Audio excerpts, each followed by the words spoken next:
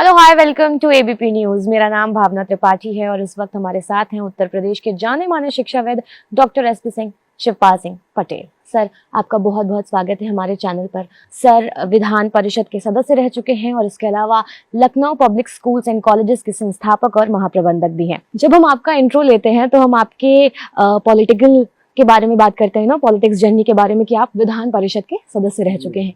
इसके अलावा आप संस्थापक हैं कॉलेजेस के, स्कूल्स के, तो वो एजुकेशन वाला फ्लेवर आ जाता है।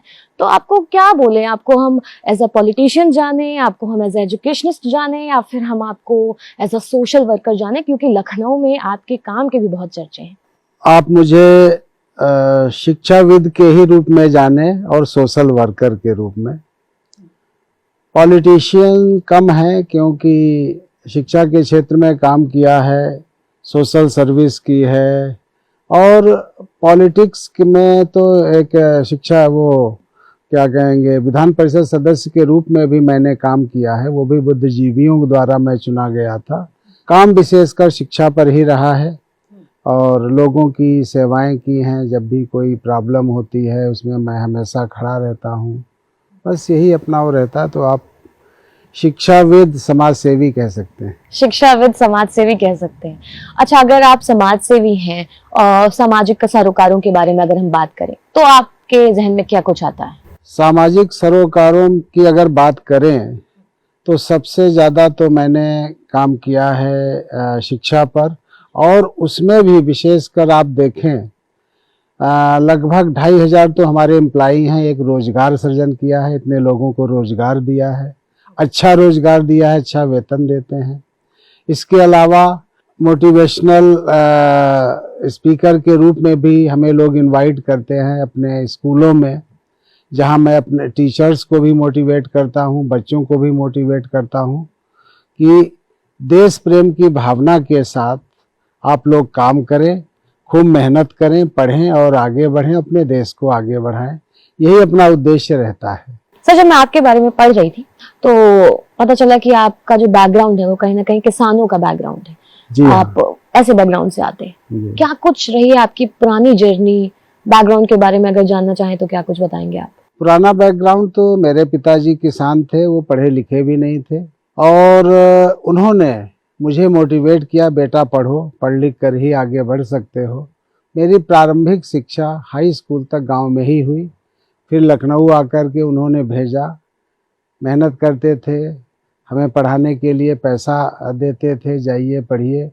और देखा कि एक किसान अपने बेटे को, वो चाहता है कि वो भी दूसरों की तरह पढ़ लिख कर आगे बढ़े और देश में कुछ नाम करे।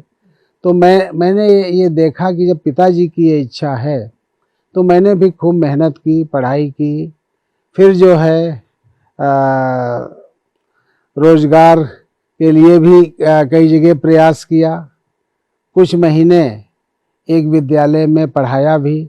उसके बाद एक किराए के भवन में अपना विद्यालय स्थापित किया और उसके बाद अच्छे लोगों को जोड़ा, खुद भी पढ़ाता था, सारे काम करता था। फिर धीरे अगले साल ही मेरी मेहनत से वहाँ पे बड़ा लोगों को अच्छा लगा और अपने बच्चों को भेजा। बड़ी संख्या में छात्र आए तो एक रेपुटेशन बन गई, जिससे ये हुआ कि हमारे जो है एडमिशन जब आए तो फिर कुछ इनकम भी हुई। फिर एक किराए के भवन से लेकर छोटा सा मकान खरीदा। फिर और मेहनत की और लोगों को जोड़ा, टीचर्स को मोटिवेट किया। करते करते करते करते आज जो है 15 ब्रांचेज हैं और लखनऊ पब्लिक स्कूल के नाम से अब एक बड़ा ग्रुप बन चुका है, जहाँ पे 2500 कर्मचारी और 28,000 तो बच्चे अभी पढ़ ही रहे हैं। 40 साल पुराना ऑर्गेनाइजेशन हो गया है, जिसमें आप कह सकते हैं कि कई लाख बच्चे पढ़ के निकल चुके हैं और वर्ल्ड वाइड उनका प्लेसमेंट है। यही मेरी बहुत बड़ी उपलब्धि है कि जहाँ मैंने रोजगार दिया, वही हमारे स्कूलों के पढ़े हुए छात्रों का वर्ल्ड वाइड प्लेसमेंट आप हर कंट्री में पाएंगे। हमारे बच्चे इवन इसरो में वैज्ञानिक है, जो इसरो आजकल बड़ा चर्चा में है। इसके अलावा ब्यूरोक्रेट्स बहुत बड़ी संख्या में हैं, जजेज हैं। तो हर क्षेत्र में हमारे बच्चों ने अच्छे अच्छे बिजनेसमैन, एंटरप्रेन्योर हैं, हर जगह वो अच्छा काम कर रहे हैं। देखिए, आपने रोजगार दे दिया, आपने बच्चों को अपने सपने साकार करने का एक जरिया दे दिया। 40 साल पुरानी ऑर्गेनाइजेशन है। चूंकि आप किसानी बैकग्राउंड से आते हैं, तो क्या एलपीएस में कुछ ऐसा है जो किसानों के बच्चों को किसी तरीके से कोई सुविधा मुहैया कराई जाए, चाहे वो आर्थिक रूप से हो या किसी भी तरीके से हो? तो हम लोग यही करते हैं, अगर टैलेंटेड है और किसान का हो, गरीब का हो, किसी का बच्चा हो, तो उसको एडमिशन देते हैं। और किसानों, ग्रामीण क्षेत्रों के लिए मैंने एक ये काम जरूर किया है कि हमें पता है जो लखनऊ पब्लिक स्कूल या किसी अच्छे स्कूल में पढ़ता है, तो वहाँ पर उसके करियर काउंसलिंग वगैरह ये सब होती रहती है, जिससे कि उनको अच्छा रोजगार पाने में सुविधा रहती है। लेकिन हमने इस पर ये सोचा ग्रामीण क्षेत्रों का कैसे भला हो, तो मैंने एक किताब लिखी करियर काउंसलिंग पे, जिसका नाम है सपने और रोजगार की राहें। हम बच्चों तक वो इन्फॉर्मेशन भेजना चाहते हैं, बल्कि भेज ही रहे हैं। और जितने भी स्कूल हैं, कॉलेज हैं, वहाँ के छात्रों के पढ़ने के लिए हम उनकी लाइब्रेरी के लिए फ्री ऑफ कास्ट वो बुक देते हैं, जिसकी अच्छी खासी कीमत है। तो इससे ये है कि ग्रामीण क्षेत्रों के बच्चे जान सके कि कहाँ कहाँ रोजगार के अवसर हैं। हमने उन क्षेत्रों को कवर किया है जिनके बारे में बहुत से लोग जानते भी नहीं हैं। अब हम थोड़ा सा आपके सोशल वर्क के बारे में बात करते हैं, इसलिए क्योंकि जब आप कहते हैं कि आप समाज सेवी हैं, तो अभी 2020 जब आया और कोविड आई, कोविड महामारी आई, तो पूरी दुनिया इससे जूझ रही थी। अब इस दौरान पे हर तरफ से लोग मदद की नजरों से देख रहे थे, खासकर समाज सेवियों की तरफ। आपके ऐसे क्या कदम थे जो देशवासियों के लिए अच्छे साबित हुए, फायदेमंद साबित हुए? जो प्रवासी मजदूर दूसरे राज्यों से आ रहे थे, उनके लिए हम लोगों ने भोजन व्यवस्था, साबुन, मतलब हाथ धोने के लिए कपड़े का धोने का साबुन, ये सब चीज़ें भी वितरित किए। इसके अलावा आयुष मंत्रालय द्वारा एक होम्योपैथिक दवा आर्सेनिक एल्बम 30 बताई गई थी कि अगर ये ले लेंगे तो लोगों को कोविड नहीं होगा। तो हमने लगभग 1 लाख घरों में, 90,000 1 लाख के बीच में इतने घरों में, चूँकि मैं 7 जिलों से विधान परिषद सदस्य रहा हूँ, तो उन्हीं 7 जनपदों के करीब 1 लाख घरों में हमने वो आर्सेनिक एल्बम 30 की जो होम्योपैथिक शीशी थी, गोलियां, उनको घर घर भिजवाया। और सबसे कहा कि सभी लोग, परिवार के सभी सदस्य इस दवा का सेवन कर लें, जिससे कि कोविड से बचे रहें। उसका लाभ भी हुआ। इसके अलावा जो पुलिस वाले थे, उनको हमने छतरी वितरित की, उनके लिए पानी गाड़ियों से भिजवाते थे। धूप में खड़े हैं, उस समय भयंकर गर्मी और उसमें था, तो ये सब हम लोगों ने व्यवस्थाएं की। और जब भी कोई ऐसी आपदा आती है, तब हमने मदद की है। कोविड में भी हमने मुख्यमंत्री राहत कोष में 21 लाख रुपए दिए थे। इसके अलावा उत्तराखंड की जो है केदारनाथ त्रासदी जो हुई थी, उसमें भी हमने 21 लाख की मदद की थी। और केरल में जब बाढ़ आई थी, भयंकर बाढ़ आई थी, उसमें भी करीब 45 लाख रुपए हमने मदद की थी। इसके अलावा जब जैसे भुज हो, चाहे बिहार की कोसी, तब भीषण तबाही मची थी, उसमें कपड़े, राशन और ये सब भिजवाया था। तो इस तरह से जब कोई राष्ट्रीय आपदा आती है, तब हम जो है मदद करते हैं और बढ़ चढ़ कर हिस्सा लेते हैं। तो मतलब एक समाज सेवी के तौर पर आप हमेशा एक्टिव रहते हैं, अलर्ट रहते हैं। अच्छा, मेरा ख्याल आपने कुछ 32 देशों की यात्रा की है, नॉट रॉन्ग, है ना? हाँ। तो आप 32 देश घूम कर आए। फिर Commonwealth parliamentary association of India जो है, उसने आपको पार्लियामेंट्री स्टडीज के लिए भी फॉरेन भेजा। आप वहां गए, आपने वहां पढ़ाई की। अब जब आप इतना देख के वापस इंडिया आते हैं, वापस लखनऊ आते हैं, वापस अपनी जगह आते हैं, तो आप क्या कुछ ऐसा पाते हैं जहां पर आपको लगता है कि कहीं ना कहीं इंडिया लैग कर रहा है, भारत में इस चीज की कमी है, जबकि विदेशों में ये चीज काफी एक्टिवली परफॉर्म की जा रही है? विदेशों में एक तो डिसिप्लिन, हर व्यक्ति बहुत डिसिप्लिन्ड है। रोड पर डिसिप्लिन दिखती है, मार्केट में डिसिप्लिन दिखती है, कहीं भी जाएं, स्कूल्स में जाएं तो वहाँ डिसिप्लिन दिखती है। टीचर फिर ये नहीं इंतज़ार करता है कि कोई उसको कहे तब वो क्लास लेने जाए। लेकिन इंडिया में इन चीज़ों की भी आवश्यकता है कि हर एक को अपनी जिम्मेदारी समझना चाहिए। आपने बताया कि क्या क्या चीजों पे इंडिया लैक कर रहा है, आप इतना बाहर होके आए हैं, जब आप लखनऊ आते हैं तो आपको ऐसा नहीं लगता कि आप फिर कहीं एक शेल में आ गए? मतलब या तो हम लखनऊ से बाहर जाके किसी मेट्रो सिटी में रहे, दिल्ली में रहे, बैंगलोर में रहे, गुड़गांव में रहे, ऐसा तो है नहीं कि आप अफोर्ड नहीं कर सकते वहां रहना। तो लखनऊ में ही टिके रहने का क्या रीजन है? हमने ये देखा, चूंकि मैं ग्रामीण परिवेश से आया हूँ, तो मेरा एक ये रहता है कि ग्रामीण परिवेश को भी मतलब जो है आगे बढ़ाया जाए, वहाँ के लोगों को आगे बढ़ाया जाए। वहाँ ग्रामीण परिवेश में रहने वाले लोग उनका भी जीवन स्तर अच्छा हो, तो इसलिए हमने हरदोई, सीतापुर, लखीमपुर, बाराबंकी जैसे जनपदों में के ग्रामीण क्षेत्रों में भी मैंने स्कूल खोले। हमारा मेरा तो एक विद्यालय दिल्ली में भी है। हाँ, तो अब इसको हम नेशनल लेवल पे ले जा रहे हैं। रैंकिंग में तो टॉप 10 में हम भी हैं। हमारा विद्यालय भी है लखनऊ पब्लिक स्कूल। ये जो अच्छा करने की जो प्रेरणा है कहाँ से आती है? मतलब अगर रोल मॉडल हम आपसे पूछें आपका, तो वो कौन होगा? रोल मॉडल तो पहले तो हमारे पिताजी हैं, बहुत ही सज्जन थे जिन्होंने मुझे पढ़ने भेजा। इसके अलावा जो एक बहुत बड़े साइंटिस्ट, भारत के राष्ट्रपति डॉक्टर कलाम, वो हमारे रियल में रोल मॉडल हैं और उनकी शिक्षाओं पर ही हम काम करते हैं। हमेशा बड़ा सोचते हैं, जैसा कि उन्होंने कहा था, ऑलवेज थिंक बिग। और मैं बच्चों को भी यही प्रेरित करता हूँ कि हमेशा बड़े सपने देखो, बड़ा सोचो, तभी आप बड़े बन पाओगे।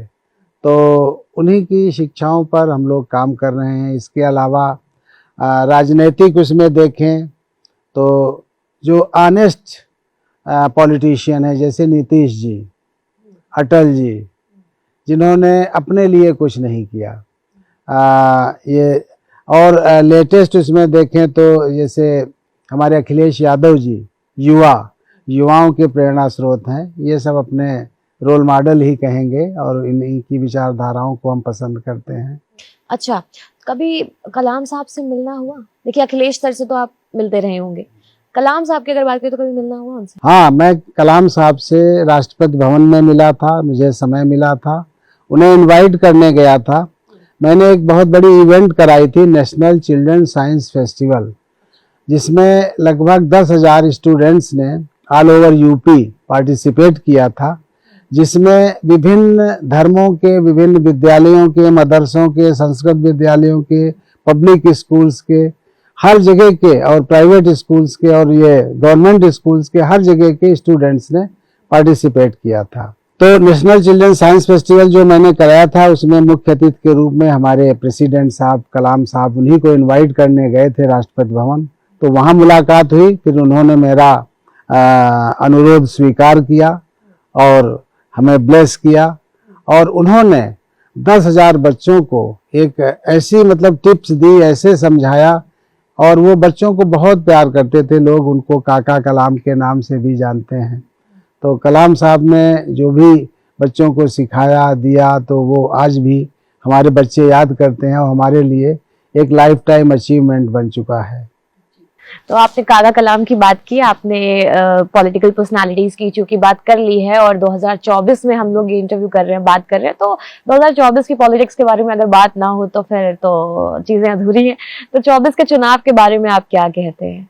एक बहुत ही रोचक चुनाव होगा, और मैं भी शायद उसमें मैं भी प्रयास कर रहा हूँ। अच्छा, तो आपको राजनीति में देखा जा सकता है? तो बिल्कुल देखा जा सकता है। मैं भी एक प्रत्याशी के रूप में चुनाव लड़ूं। कहाँ से, क्या जगह होने वाली? जगह तो उत्तर प्रदेश का प्रतापगढ़ जनपद है। प्रतापगढ़ की सीट से मैंने मन बनाया है। उम्मीद है 99% हम चुनाव लड़ेंगे, और हमारी पार्टी होगी समाजवादी पार्टी। अच्छा, तो देखिए, ये भी आपने ऐलान कर दिया कि समाजवादी पार्टी से आप प्रतापगढ़ से चुनाव लड़ने वाले हैं।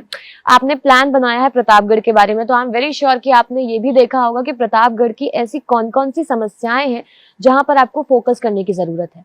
प्रतापगढ़ शैक्षिक रूप से बहुत पीछे है। वहां पर जो पहले से समृद्ध हैं, या कह लो कि समृद्ध जातियां, वो तो आगे हैं, लेकिन दलित, पिछड़े, अल्पसंख्यक बहुत पीछे हैं।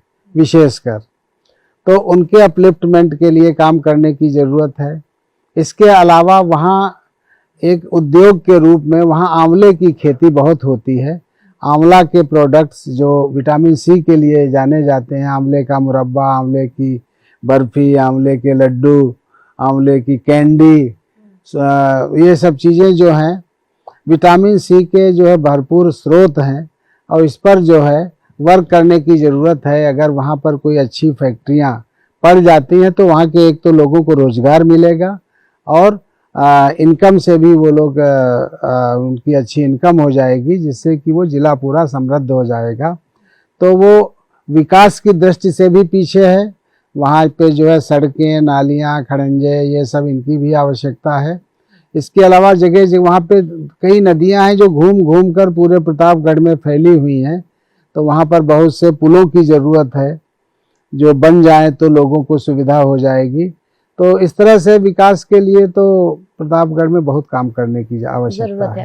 अच्छा, आपने बहुत सारे सेक्टर्स बताए, मैं दो पे फोकस करना चाहूंगी। देखिए, आप एजुकेशन के बारे में बात करते हैं, आपने अभी बताया कि वहां पर उस लिहाज से वो पिछड़ा है, तो एक एजुकेशन की सेक्टर में, और दूसरा आपने अभी कुछ वक्त पहले बताया था जब कोविड वगैरह हुआ था तो मेडिसिन का जिक्र किया था, तो हेल्थ के सेक्टर में।